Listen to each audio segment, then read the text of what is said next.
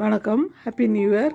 இன்றைக்கி நான் டுக்குன்னு சொல்லி ஒரு ரெசிபி ரொம்பவே டேஸ்ட்டாக இருக்கும்.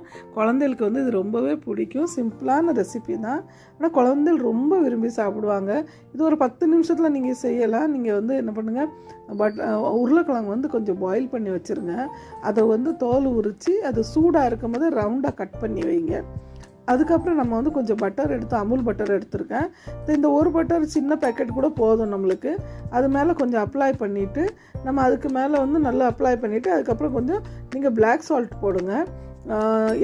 பிளாக் சால்ட் இல்லை அப்படின்னா நீங்கள் சும்மா நார்மல் உப்பு போட்டாலும் பரவாயில்ல.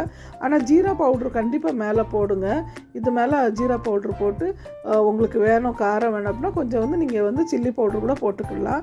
இது குழந்தைகளுக்கு ஸ்நாக்ஸாக கொடுங்க. நீங்களும் சாப்பிட்டு பாருங்கள்.